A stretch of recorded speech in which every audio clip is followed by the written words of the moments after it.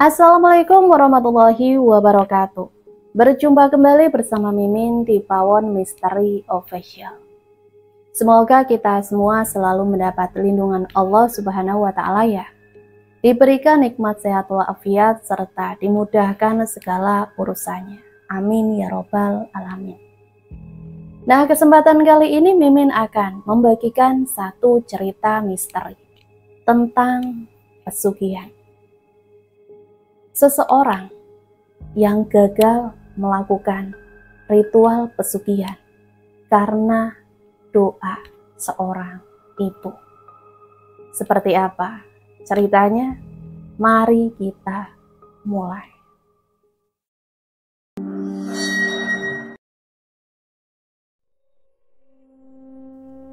Kejadian ini dialami kurang lebih 20 tahun silam.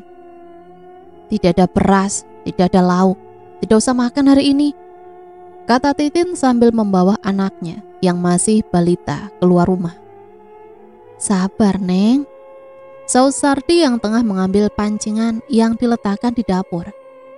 Keadaan lagi sulit, Akang sudah berusaha cari pinjaman, tapi yang lain juga lagi pada kekurangan. Cari ikan di laut juga lagi seret banget. Ini Akang mau melaut lagi. Semoga ada hasil ikan yang bisa dijual. Lanjut Sardi melanjutkan. Sabar terus. Anak masih pada kecil, butuh susu. Jangan kan dikasih susu, untuk makan aja susah. Jawab Titin, suaranya meninggi. Titin keluar rumah sambil mukanya masam. Pintu dibanting dengan kencang. Astagfirullahaladzim, Titin. Kaget Sardi mengelus dadanya. Sardi adalah seorang nelayan serabutan. Ia mempunyai istri bernama Titin dan mempunyai 2 anak perempuan bernama Siti, umur 10 tahun, dan Rara umur 2 tahun. Sebagai nelayan serabutan, kadang uang yang didapatkan tidak cukup untuk memenuhi kebutuhan hidup keluarganya. Ditambah ia harus menghidupi ibu semata wayangnya. Keadaan sehari-hari semakin kesini semakin ruwet di pikirannya. Bagaimana tidak? Kerap kali saat pulang mencari ikan, istrinya Titin bukannya menyambut dengan hangat, namun wajah masam yang ia dapatkan dari sang istri. Boro-boro disiapkan segelas air putih, sedikit senyuman pun tidak pernah Sardi dapatkan. Kekesalan Titin terhadap Sardi tidak lain karena uang yang diberikan Sardi jauh dari kata cukup. Pagi itu Sardi buru-buru menuju bibir pantai yang biasa para nelayan menaruh perahu dayung mereka. Namun sayangnya Sardi tidak memiliki perahu. Ia hanya bisa menumpang dengan nelayan lainnya untuk melaut. Punten Kang, ayo kita berangkat, salam Sardi sambil memasukkan jaring. Nanti dulu, tungguin Titin dulu, saut rekannya yang bernama Mail. Kemana sih Titin? Lama banget, jawab Sardi tidak sabar. Tidak lama terlihat sosok laki-laki sekitar umur 35 tahunan datang menghampiri mereka.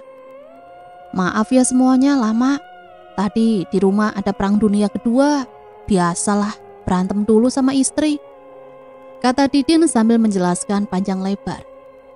Sama Din, aku saja mau berangkat bukannya dibikinin makanan, malah banting pintu yang didapat. Saud Sardi merasakan yang sama. Ya udah, ayo berangkat, malah pada curhat, timpal Mail sambil mendorong perahu menjauhi bibir pantai. Mereka bertiga pun melaut pagi itu. Sudah berjam-jam di tengah laut, namun tidak ada satupun ikan yang didapat. Sungguh aneh yang dirasa 3 laki-laki itu. Dari pagi sampai siang, ikan tak kunjung muncul. Akhirnya mereka pun pulang dengan tangan kosong. Sardi yang sedari tadi memikirkan nasibnya di rumah nanti ketemu dengan Titin. Kenapa hari ini tidak ada ikan sama sekali ya? Iya nih, aneh banget. Sepertinya ikan-ikan itu habis ditelan oleh lautan. Aduh, pulang ke rumah bisa-bisa ada perang dunia lagi nih. Ikan tidak didapat, duit apalagi. Saud Sardi yang sudah emosi dari tadi. Sama atuh Din, bisa copot itu daun pintu sama istri saya. Kalau tahu saya pulang gak bawa duit, kata Sardi sambil berjalan menuju rumahnya. Kita ini senasib ya Sar, punya istri galak, tanggungan banyak, jawab Didin sedikit membatin. Mereka berdua terdiam sambil berjalan, membatinkan nasib mereka yang suram. Sardi yang sedari tadi memikirkan mau meminjam uang siapa untuk hari ini. Seenggaknya ada uang yang dia bawa pulang untuk istrinya di rumah. Daripada roboh tuh rumah, gumam Sardi. Suaranya pelan namun terdengar oleh Didin. Sar, gimana kalau kita nyari pesugihan aja yuk? Ajak Didin sambil menepuk bahu Sardi yang dari tadi melamun, memikirkan mencari pinjaman, dibuyarkan oleh pukulan Didin yang sedikit keras. Ah, gila kamu Din, saut Sardi sedikit membentak. Biar kita cepat kaya Sar, kamu mau hidup begini-begini aja? Ajak Didin semangat. Sardi hanya terdiam, tidak menjawab pertanyaan rekanya. Di pertigaan jalan mereka berdua berpisah, karena arah rumah Didin berbeda dengan rumah Sardi. Pikirin dulu Sar, teriak Didin sambil berlalu dan menghilang di belokan. Sardi tidak langsung pulang. Ia ke rumah Tengkulak yang biasa membeli hasil tangkapan ikan di laut. Dengan harapan Tengkulak itu bisa meminjamkan beberapa lembar uang kepadanya. Assalamualaikum. Salam Sardi kepada beberapa orang yang sedang duduk di depan rumah Tengkulak yang bernama Kang Fajar. Punten Kang Fajar, ada di rumah tidak ya? Lanjut Sardi menanyakan keberadaan Kang Fajar. Ada di dalam, masuk aja, jawab salah satu bapak-bapak yang sedang duduk. Dilihat di dalam, Kang Fajar sedang menghitung uang. Kebetulan sekali Sardi mau pinjam uang. Kang Fajar sedang membereskan uangnya. Sardi mengetuk pintu. Ya, punten Kang, ada perlu. Sepertinya maksud kedatangan Sardi sudah tercium oleh Kang Fajar. Ada apa Sardi? Pasti mau pinjam duit nih romanya, kata Kang Fajar meledek. Sardi hanya cengengesan dan menganggukkan kepala yang menandakan bahwa betul maksud ia menemui Kang Fajar untuk meminjam uang. Sardi, yang kemarin aja belum kamu bayar kok. Iya Kang, punten. Saya janji ini terakhir kali saya pinjem. Hari ini melaut tidak dapat ikan Kang. Anak saya butuh makan, jawab Sardi sedikit sendu. Aduh, kamu itu Sardi, atau cari kerjaan lain, berusaha dong. Mau sampai kapan kamu itu pinjem-pinjem terus? Makin lama makin numpuk. Mau bayar pakai apa coba? Pakai rumah rombeng kamu, kata Kang Fajar sedikit emosi. Mendengar Kang Fajar berkata seperti itu, hatinya seperti disayat. Sakitnya bukan main, seperti disambar petir di siang bolong. Betapa teganya Kang Fajar berkata demikian. Sardi memang beberapa kali meminjam uang dari Kang Fajar dan sampai sekarang belum ia bisa kembalikan. Saya nggak bisa kasih kamu pinjaman uang lagi, lanjut Kang Fajar sambil tangannya menyuruh Sardi keluar dari rumahnya. Sardi pun pergi dari rumah itu dengan hati pilu. Ia tidak langsung pulang ke rumahnya. Ia berjalan ke arah pepohonan kelapa yang berada di dekat pantai. Kerap kali ia menenangkan diri di dekat pohon kelapa sambil melihat laut lepas nan indah. Sesampainya di sana dengan perut yang sedari tadi berbunyi meminta diisi, Sardi memanjat pohon kelapa untuk meminum air dan memakan isi buah kelapa untuk mengganjal perutnya yang sudah dari tadi memberontak. Ya Allah, kenapa nasib saya seperti ini? Kenapa kau persulit jalan rezeki hamba ya Allah? Rintih Sardi. Tanpa sengaja, air matanya sudah membasahi pipinya yang tirus itu. Suara ombak yang menerpa batu karang terdengar di laut lepas, dan desiran ombak yang menghantam batu karang menjadi saksi bisu kisah pilu yang dirasakan Sardi. Ombak-ombak itu sepertinya merasakan apa yang dirasakan oleh Sardi. Entah kenapa semakin lama Ia memandangi ombak-ombak itu, semakin deras pula air mata yang keluar dari matanya. Seolah ia sedang melampiaskan kekecewaannya terhadap Sang Pencipta. Saya sudah beribadah kepadamu, tapi kenapa kau tidak melancarkan rezeki hamba? Di bawah pohon kelapa yang cukup sejuk dan angin sepoi-sepoi dari arah lautan, membuatnya semakin tenang. Air matanya tidak lagi menetes, hatinya kini terasa damai dan tentram. Matanya terus tertuju memandangi lautan luas dan ombak-ombak yang menerpa. Tidak lama kemudian di hamparan laut yang luas, Sardi melihat seperti ada sesuatu yang berjalan. Semakin lama benda yang bergerak itu terlihat jelas, yaitu sebuah kereta kuda yang berjalan di atas lautan. Di dalam kereta kuda itu terdapat seorang putri yang sangat cantik jelita, memakai pakaian seperti pengantin adat Jawa. Sardi kaget bukan kepalang menyaksikan apa yang sedang ia lihat.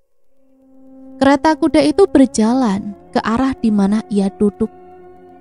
Makin jelas terlihat bahwa kereta kuda itu seperti dari kerajaan-kerajaan zaman dahulu kala. Kemudian kereta itu berhenti tepat di depan Sardi, namun masih di atas permukaan air laut. Wanita cantik itu berdiri dari tempat duduknya, lalu melambaikan tangan kepada Sardi, seolah menyuruh Sardi untuk mendekat. Sardi menoleh ke kanan ke kiri, memastikan hanya dirinya yang berada di bawah pohon tersebut. Saya, kata Sardi sambil tangannya mengarah ke dadanya. Wanita itu hanya menganggukkan kepala dan mengayunkan tangannya, memberi tanda kepada Sardi untuk segera menghampirinya. Sardi seperti terhipnotis oleh kecantikan wanita yang berada di atas kereta kencana itu. Tanpa berpikir lebih lama, ia pun berdiri dan berjalan ke arah kereta kencana itu terparkir. Ia lupa kalau di depan itu tebing yang mengarah ke laut lepas. Namun Sardi tetap berjalan seolah terpana dengan wanita cantik itu. Sardi terus berjalan ke arah tebing itu. Wanita cantik itu tersenyum kepada Sardi. Sardi yang begitu terpesona makin mempercepat langkahnya. Di sisi lain terlihat ada gembala kambing yang sedang mencari rumput di sekitar situ. Ia melihat Sardi sedang berjalan ke arah tebing sambil matanya tertutup. Buru-buru gembala itu lari menghampiri Sardi yang semakin dekat dengan tebing yang mengarah ke laut lepas. "Woi, Kang Sardi, berhenti Kang!" teriak gembala itu sambil berlari secepat mungkin ke arah Sardi. Namun Sardi tidak mendengar ada yang memanggil. Ia hanya fokus kepada wanita itu. Sardi hampir dekat dengan tebing itu. Tinggal beberapa langkah lagi, Sardi terjebur ke atas permukaan laut. Namun gembala itu keburu sampai menghampiri Sardi lalu menariknya jauh dari tebing. "Kang Sardi, sadar Kang!" teriak gembala sambil menarik baju Sardi. Akhirnya Sardi tersadar dan bertanya apa yang terjadi dengannya. Kereta kencana tadi sudah hilang begitu saja. "Kunaon Kang? Sadar kata si gembala itu. "Astagfirullahaladzim. Saya tadi ketiduran dan bermimpi ada kereta kencana di sini. Manggil-manggil saya. Saya nggak sadar kalau sampai berjalan sampai sejauh ini," jawab Sardi sambil menunjuk permukaan laut.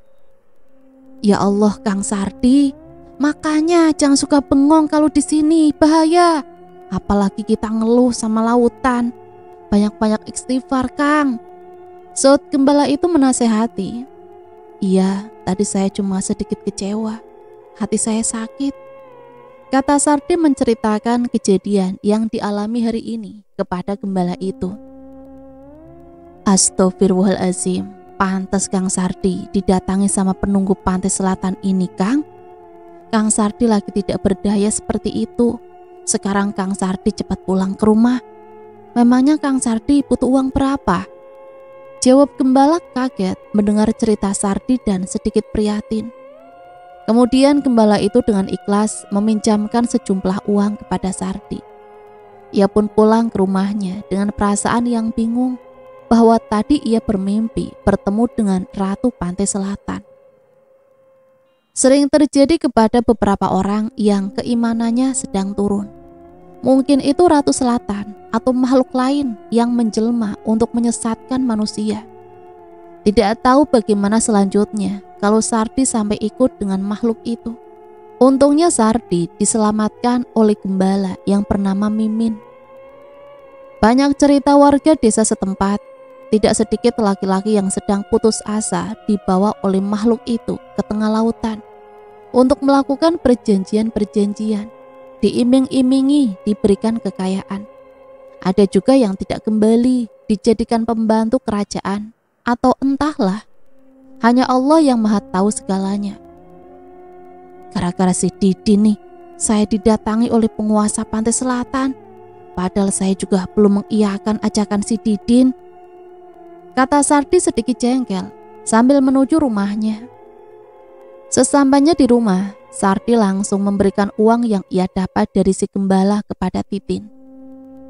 Jangan bilang ini yang hasil minjem, kata Titin sambil mengambil uang tersebut. Ya sudah lah Tin, mau hasil pinjem atau hasil pesugihan, yang penting kamu bisa beli beras dan lauk pauk untuk dimakan, jawab Udin sedikit jengkel. Hah? Hasil pesugihan? Akang sudah gila? Saud Titin sedikit kaget. Ya tidaklah, sudah jangan banyak tanya, cepat kamu masak, akang lapar banget, lanjut Sardi sambil mengambil handuk menuju ke kamar mandi yang terdapat di luar rumahnya. Sardi tidak cerita kepada Titin apa yang telah terjadi pada dirinya hari ini. Biarlah menjadi rahasia Sardi. Ia khawatir kalau Titin tahu bisa jadi gosip sekampung. Karena Sardi tahu Titin yang sedikit bawel dan suka ngerumpi dengan tetangga. Tin, uang itu dihemat ya, teriak Sardi pada Titin yang sudah berlalu keluar rumah untuk membeli beras dan lauk pauk di warung. Uang segini dihemat, Kang? Buat sekali ke warung dan bayar hutang kemarin juga habis. Sebulan berlalu dari kejadian itu. Sardi sudah lama tidak melaut karena ada sedikit takut untuk ke tengah laut lagi. Takut bertemu wanita itu, pikir Sardi. Ia pun kerja serabutan di pasar terdekat. Apa saja ia kerjakan. Mengangkat karung, memanggul belanjaan orang lain. Setidaknya ada pemasukan harian yang ia dapatkan. Saat sedang mengangkat karung belanjaan, tak sengaja ia bertemu dengan Didin. Saat itu Didin sedang mengantar istrinya belanja ke pasar. Didin terlihat berbeda sekarang. Badannya agak gemuk dan bersih. Wajahnya berseri, pakaian pun sangat rapi dan bagus. Didin bukan ya? Tanya Sardi sambil melihat Didin dari ujung rambut sampai ujung kaki. Hei Sardi, apa kabar kamu? Timpal Didin wajahnya berseri. Iya saya Didin, siapa lagi Sar? Lanjut Didin meyakinkan. Ya Allah Gusti, Didin, kamu beda banget sekarang. Baru beberapa bulan tidak bertemu, sekarang udah kayak juragan ya, kata Sardi terpesona melihat penampilan Didin sekarang. Iyalah, lihat saya sekarang, ini berkat kerja keras saya, jawab Didin meremehkan dirinya. Sombong sekali kamu Din. Bercanda Sar, jadi kamu sekarang sudah tidak melaut? Tanya Didin sambil menepuk bahu Sardi. Iya, sudah lama Din. Saya sekarang di pasar kerja serabutan. Kamu kerja apa sampai bisa kayak sekarang ini? Tanya Sardi penasaran. Saya pengusaha gula merah sekarang Sar. Walah, pantes saja. Saya sudah lama tidak lihat kamu di kampung kita. Iyo Sar, saya pindah mencari pencerahan. Kamu bisa saja mencari pencerahan. Saya juga mau dong dikasih pencerahan biar kaya seperti kamu sekarang. Lihat ini saya, dari dulu hidupnya begini-begini saja. Ya udah, nanti kapan-kapan saya main ke rumah kamu. Rumah kamu masih yang dulu kan? Iya masih, saya tunggu loh Din. Mereka pun berpisah di pasar itu. Sarti seperti biasa, pulang ke rumah saat sore tiba. Kehidupan yang dari dulu begitu saja membuat Titin belum merasa puas dengan pendapatan harian yang didapat Sarti. Tin, ini uang belanja buat besok ya, kata Sarti sambil menaruh uang di atas meja. Kang, uang segitu itu tidak cukup buat sehari, belum lagi buat ibu kamu yang suka numpang makan di rumah, jawab Titin sambil melihat uang yang ditaruh di atas meja oleh Sarti. Syukuri aja dulu kenapa Tin, Akang sudah berusaha dari pagi sampai sore di pasar. Memang rezeki hari ini cuma segitu. Oh ya, tadi Akang ketemu sama si Didin. Wah, dia sekarang gagah, udah jadi orang kaya, punya usaha gula merah. Saud Sardi menceritakan pertemuannya pada Didin di pasar tadi siang. Hah? Masa?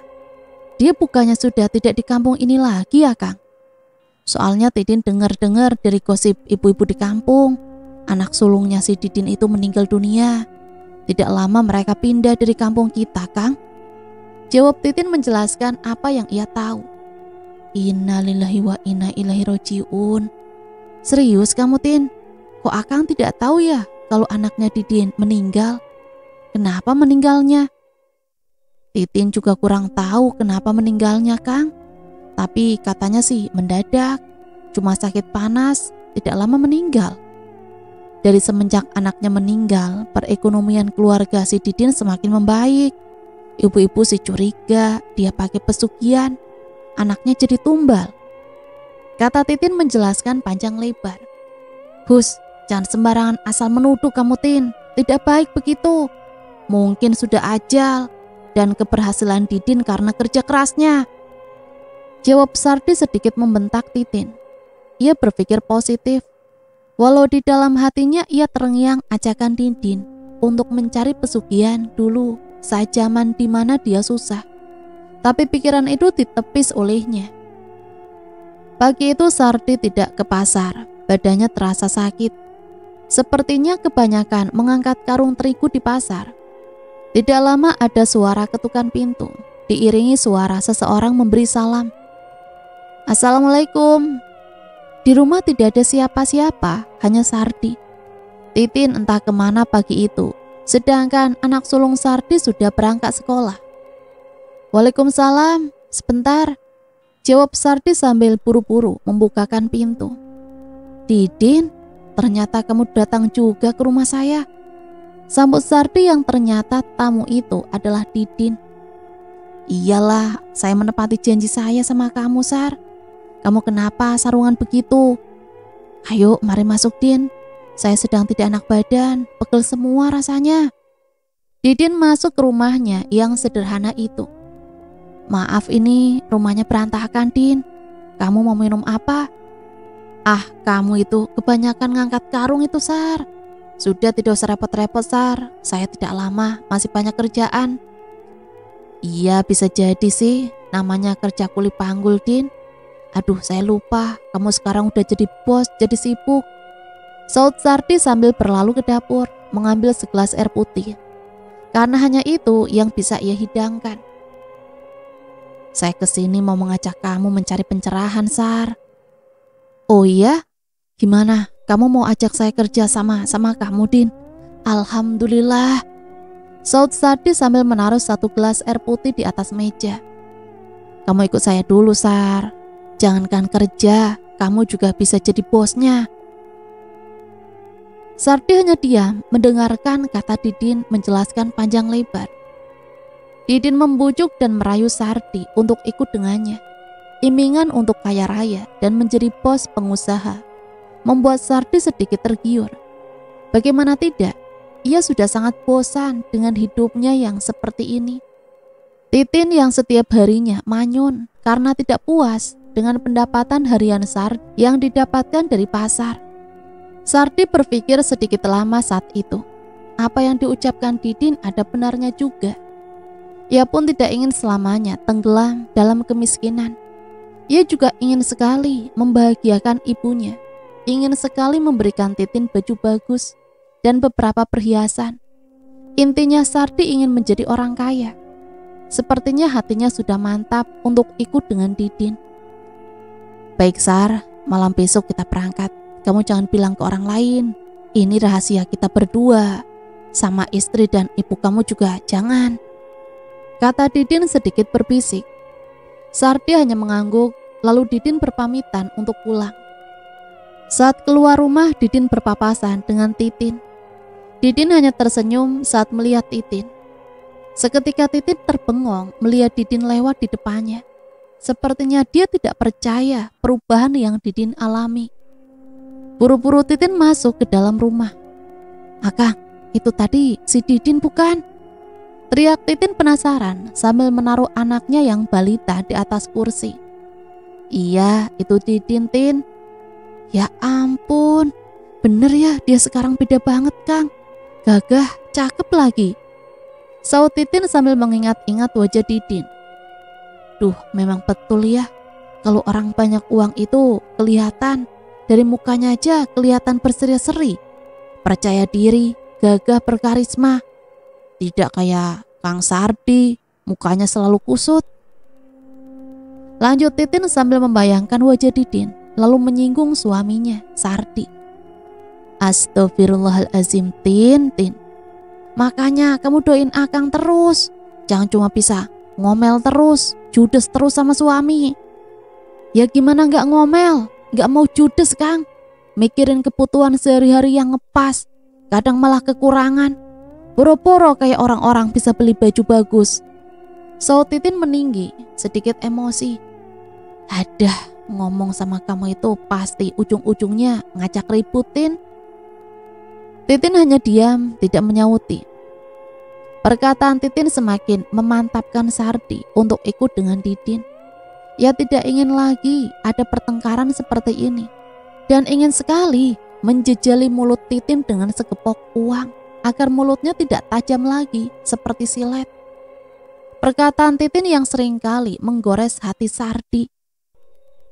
"Akang mau diajak kerjasama sama Didin," lanjut Sardi memberitahukan kedatangan Didin tadi.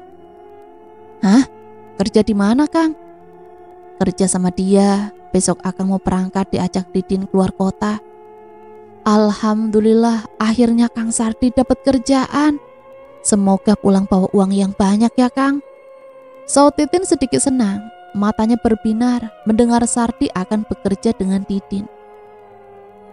Sardi hanya menggelengkan kepalanya.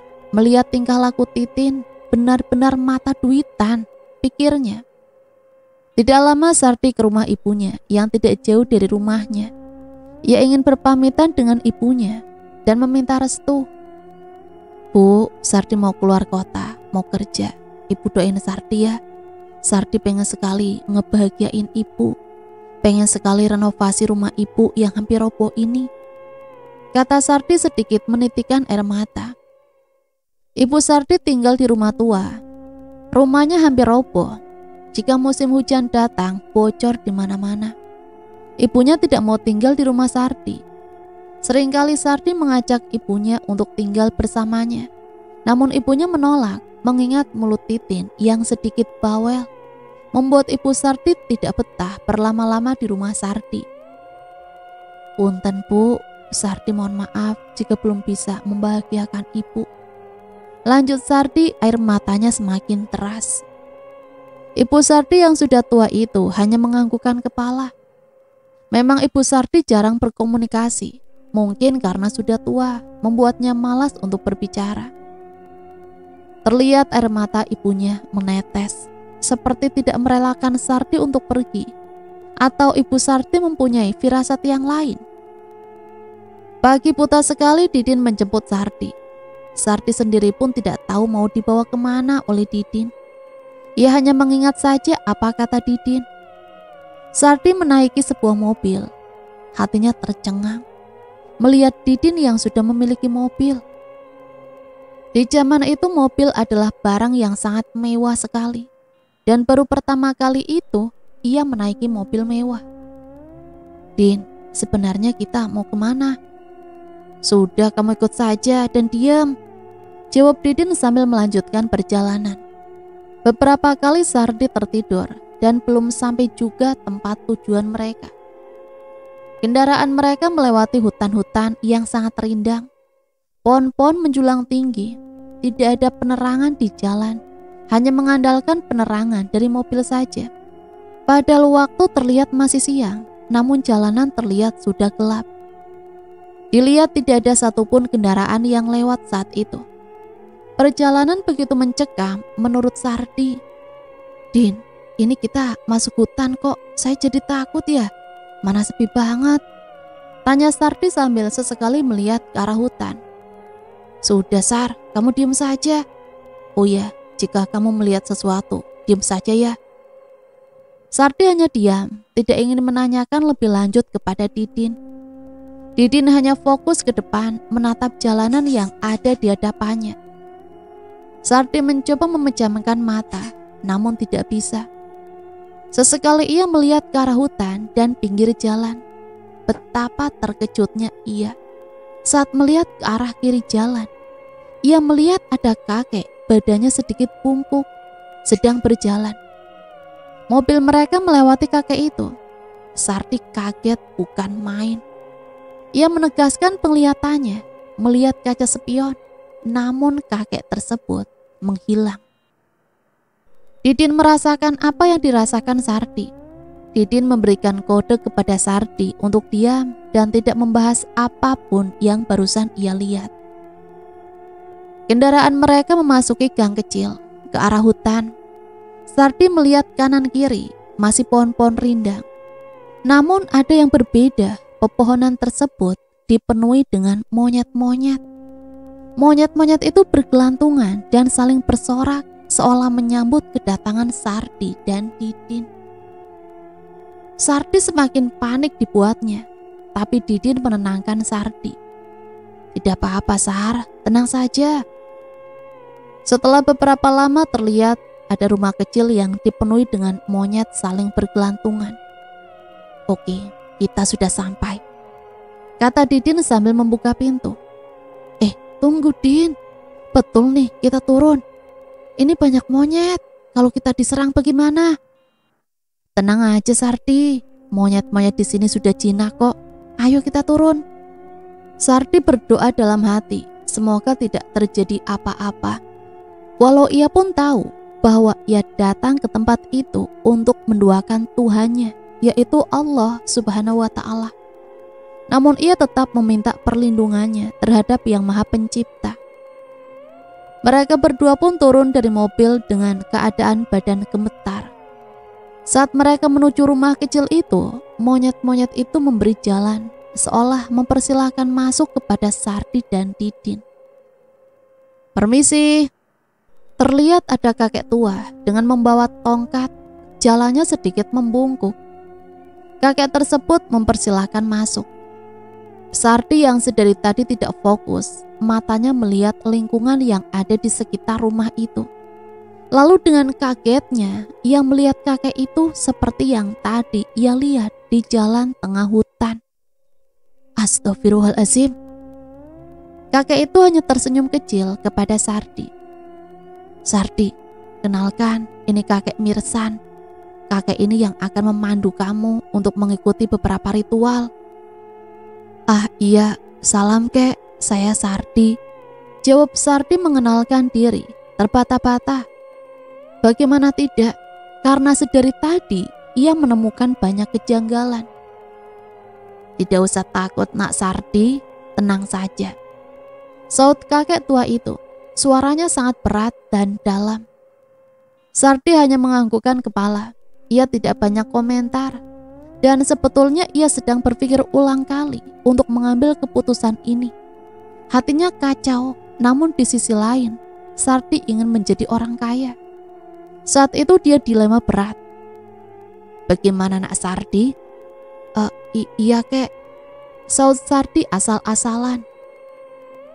"Sar, kamu jangan banyak mikir, udah ikutin saja apa kata kakek itu. Kita sudah jauh-jauh ke sini, jangan sampai sia-sia. Hati kamu harus mantap. Kamu mau kaya bukan?" bisik Didin memberi semangat kepada Sardi. "Nak Sardi, nanti ada beberapa ritual. Yang pertama, kamu harus mandi di pemandian air terjun yang ada di sana. Nanti saya antar kamu ke sana. Kedua, ritual selama 1 minggu puasa mutih. Dan yang ketiga, nanti jika kamu sudah melewati semuanya, baru kakek beritahu. Baik kek, jawab Sardi agak sedikit berat. Sardi diajak ke sebuah air terjun yang tidak jauh dari rumah kakek tersebut.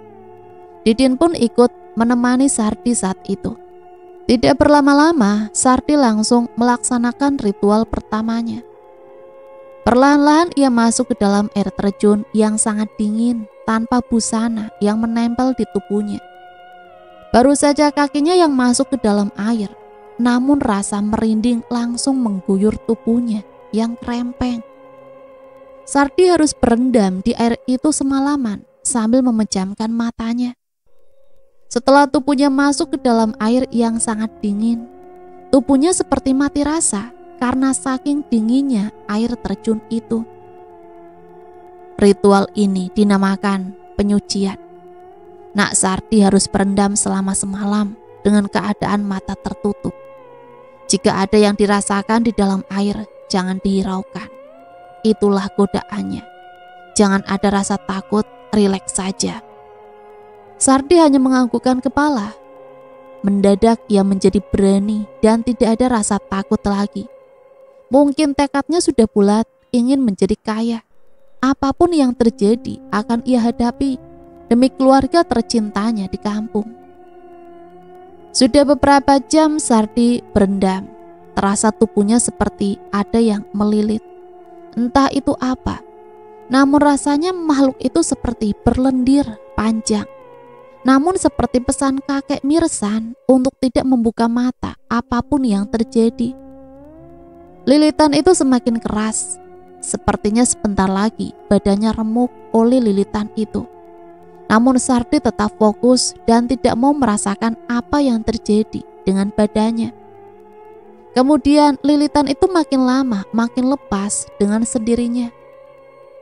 Sardi merasakan seperti ada yang berenang menjauh dari tubuhnya. Tak terasa waktu sudah pagi. Kakek Mirsan dan Didin datang menghampiri Sardi. Sardi pun disuruh ke atas, menandakan bahwa ritual pertama berhasil ia lalui. Hebat kamu Sar, kata Didin sambil mengacungkan ibu jarinya. Sardi hanya tersenyum kecil. Singkat cerita, Sardi melanjutkan ritual keduanya, yaitu bertapa puasa mutih selama 1 minggu. Sardi pun mendengarkan apa yang harus dilakukan dan pantangan apa yang tidak boleh saat ritual itu berlangsung.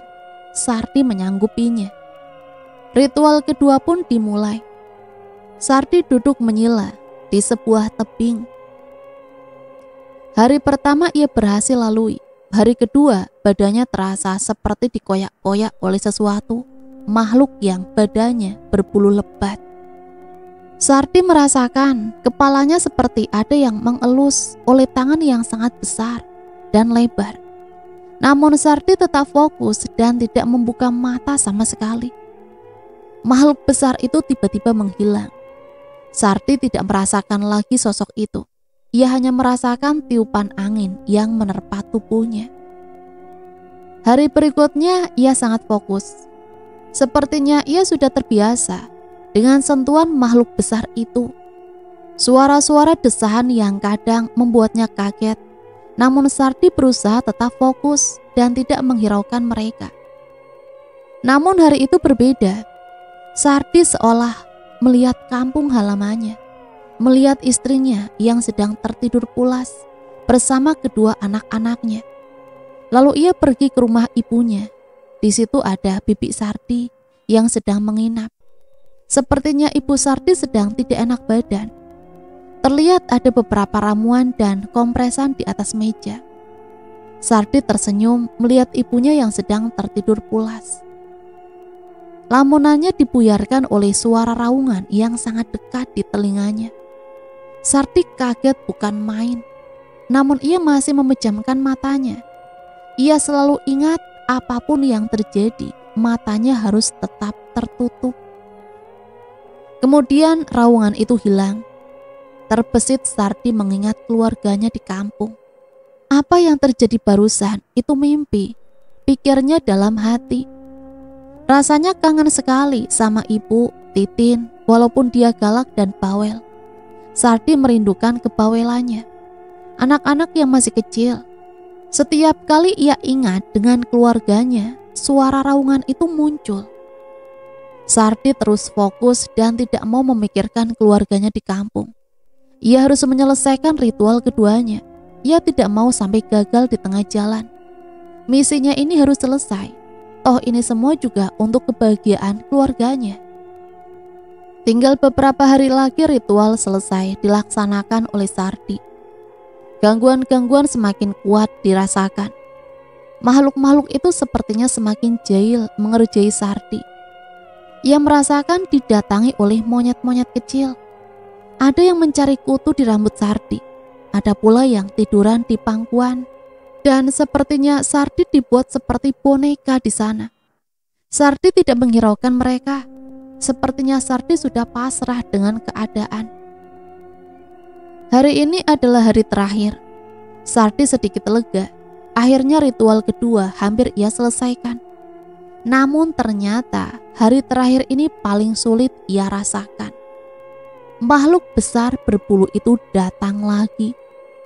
Kehadirannya dirasakan Sardi, bumi seperti bergetar. Sebesar apa makhluk itu? Pikir Sardi. Makhluk itu seperti membisiki sesuatu kepada Sardi, namun dengan bahasa yang tidak dimengerti olehnya. Kemudian tubuh Sardi seperti diangkat. Tubuhnya seperti diputar-putar. Kepalanya semakin pusing. Namun ia tetap berusaha memejamkan mata. Sardi tidak tahu lagi apa yang terjadi pada dirinya. Saat itu Sardi pingsan dan saat terbangun sudah ada kakek Mirsan dan Didin. "Kek, Sardi sudah siuman," teriak Didin memanggil kakek Sardi. Baguslah, akhirnya nak Sardi sudah bangun. Perlahan-lahan Sardi membuka mata dan bangun. Kepalanya masih terasa sangat sakit. "Apa yang terjadi dengan saya, Din?" tanya Sardi perlahan. "Tidak, kamu tidak apa-apa, Sar. Kamu berhasil melakukan ritual kedua." "Hebat kamu," lanjut Didin sambil mengacungkan ibu jempolnya.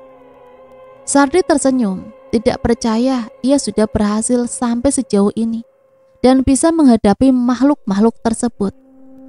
Rasanya lega sekali. Sardi bisa bernafas dengan lega sekarang. Oh belum, Sardi harus melakukan ritual yang ketiga. Entah apa yang harus dilakukan, Sardi belum tahu. "Kek, ritual ketiga?" tanya Sardi kepada kakek Mirsan. Didin dan kakek Mirsan saling berpandangan, seolah ada sesuatu yang disembunyikan mereka berdua. "Tenangkan dulu saja dirimu nak Sardi. Kalau kamu sudah pulih, baru kamu lanjut ke ritual terakhir ini," jawab kakek Mirsan sembari memberikan makanan kepada Sardi. "Makanlah dulu ini." Lalu Sardi mengambil makanan yang diberikan oleh kakek Mirsan. Dilihatnya makanan itu adalah jantung pisang yang dibakar. Sardi bingung kenapa ia harus memakan jantung pisang itu, sedangkan ia saja tidak suka dengan jantung pisang. "Ayo dimakan, walau sedikit." Hati Sardi seperti tidak enak, ada rasa gelisah saat memegang hati jantung itu. Apakah ia harus memakan jantung pisang itu? Di awal kedatangan Sardi ke sini, kakek Mirsan tidak menyinggung soal tumbal-menumbal. Beliau hanya menyuruh melaksanakan beberapa ritual. Sardi pun mengiyakan mengikuti serangkaian ritual tersebut. Pemikirannya mengorbankan dirinya sendiri, bukan keluarganya. Namun saat memegang jantung pisang itu, kenapa hatinya mendadak pilu? Hatinya seperti merasa akan kehilangan sesuatu. "Gigit sedikit aja, terus telan, Sar," kata Didin sambil berbisik. "Itu cuma syarat aja. Dulu aku juga gitu kok." Hatinya kacau, namun mau tidak mau, jantung pisang itu digigit olehnya. Namun oleh Sardi tidak ditelan. "Nah gitu dong, kalau badan kamu udah enakan, keluar saja. Saya ada di luar bersama Kek Mirsan, kata Didin sambil beranjak menuju keluar kamar. Sardi hanya menganggukkan kepala. Setelah Didin menghilang dari pandangan Sardi, dilepehnya gigitan jantung pisang itu. Sardi terbatuk, ada sedikit geli di mulutnya. Cepat ia membuang lepehan jantung pisang itu agar tidak ketahuan oleh Didin dan kakek Mirsan. Hatinya semakin gundah. Ia masih mengingat Allah saat itu dan meminta pertolongan darinya. Sardi, ia sudah salah dari awal. Ia telah beraninya menyekutukan Tuhannya. Sardi tahu betul apa yang dilakukan salah, namun ia terpaksa melakukannya. Sardi buru-buru keluar kamar. Ia sangat penasaran dengan ritual yang ketiga ini dan meminta kakek Mirsan untuk segera memberitahukan ritual selanjutnya. Lagi pula ia ingin cepat pulang. Ia khawatir dengan ibunya. Di dalam mimpi saat ritual pertama, ia melihat ibunya sedang sakit. Semoga saja hanya mimpi dan ibu baik-baik saja. Kek, saya sudah baikan. Mari kita lanjutkan ritual terakhir. Saya sudah siap, kata Sardi. Suaranya lantang, tidak seperti baru pertama datang. Sepertinya ritual-ritual kemarin membuatnya menjadi percaya diri. Baik nak Sardi, mari kita ke halaman belakang. Ritual ini sangat mudah dilakukan. Hanya membutuhkan keyakinan dari dalam dirimu saja. Sardi semakin bertanya-tanya dan semakin penasaran. Semudah apakah ritual terakhir itu? Didin menepuk-nepuk bau Sardi sambil tersenyum seraya menyemangati Sardi di ujian terakhirnya. Mereka bertiga pun menuju ke halaman belakang rumah. Di sana sudah banyak sekali monyet-monyet dari yang kecil sampai yang besar. Sardi sudah tidak asing lagi dengan penampakan itu. Monyet-monyet itu bersorak seperti sedang menunggu menyaksikan sesuatu. Mata Sardi menyapu sekeliling monyet-monyet itu. Lalu kemudian mereka seperti terdiam. Setelah kakek Mirsan memberikan sebuah kode kepada mereka, mendadak lingkungan itu hening. Mata monyet-monyet itu menatap tajam kepada Sardi. Sardi tidak merasa takut sama sekali dengan monyet-monyet itu. Saya sudah pernah merasakan disentuh oleh raja kalian. Jadi kalau cuma dilihatin sama kalian, monyet-monyet kecil, saya tidak takut. Gumam Sardi dalam hati, sedikit menyombongkan diri.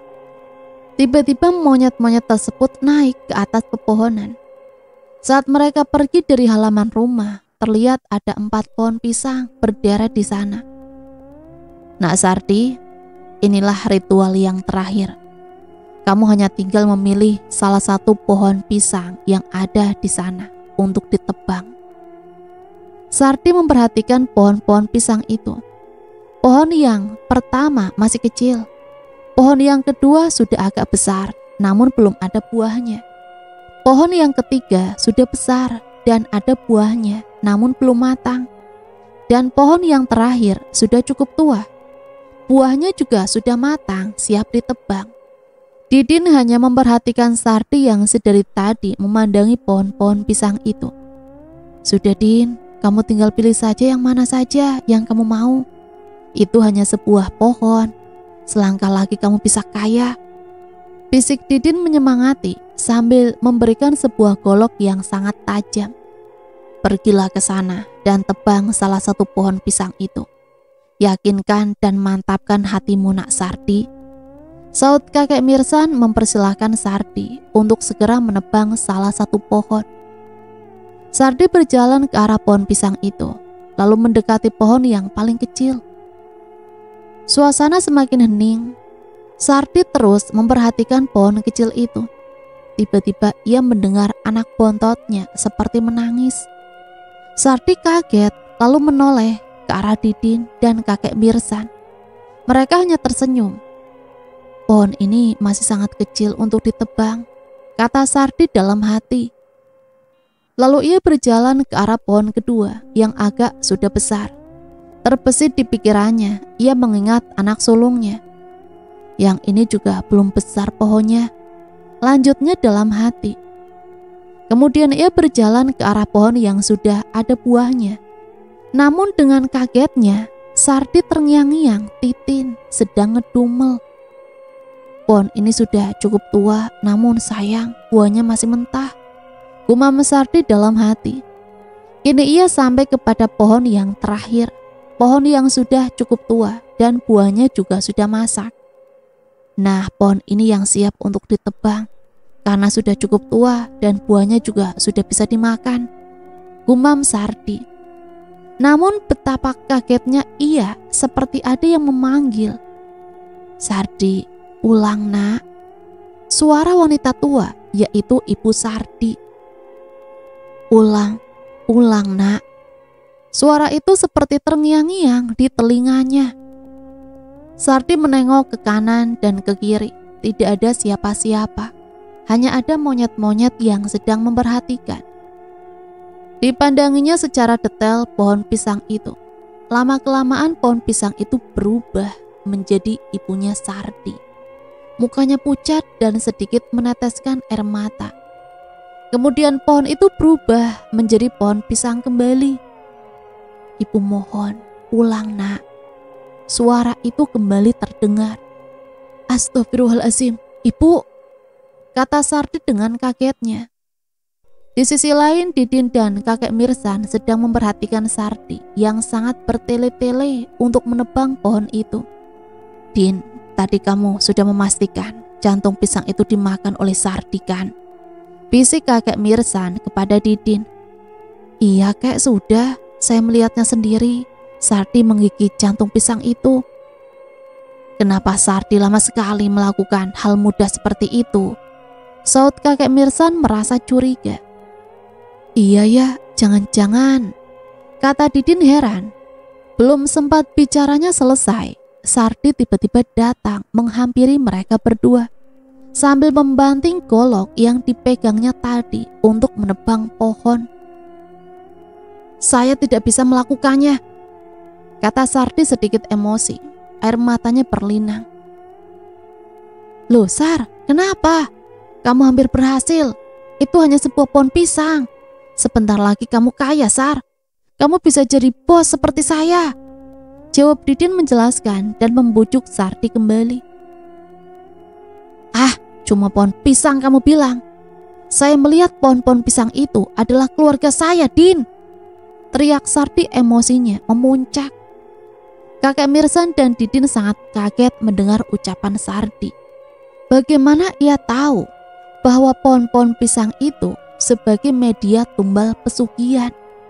Berarti benar kecurigaannya tadi, bahwa jantung pisang yang diberikannya tadi pagi tidak dimakan oleh Sardi.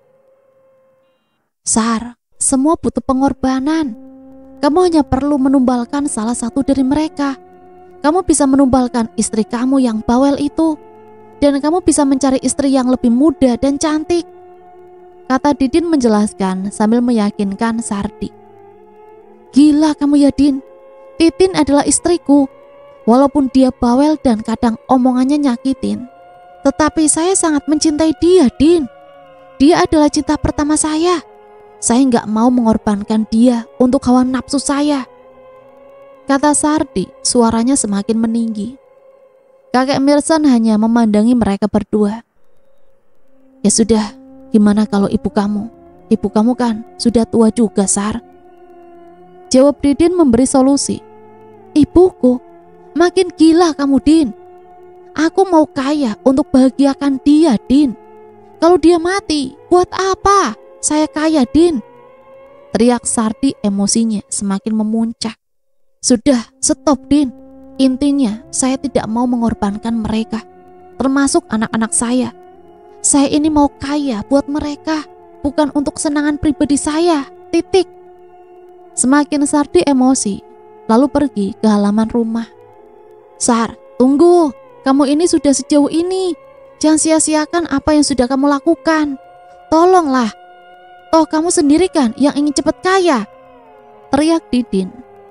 Iya, saya memang mau kaya, tapi tidak mau mengorbankan keluarga saya sendiri. Kalau dari awal kamu udah ngomong ada tumbal macam kayak gini, saya tidak akan pernah mau ikut sama kamu, Din. Terus sekarang kamu maunya gimana, Sar? Saya mau pulang sekarang juga. Dan saya tidak mau berurusan sama kamu lagi, Din.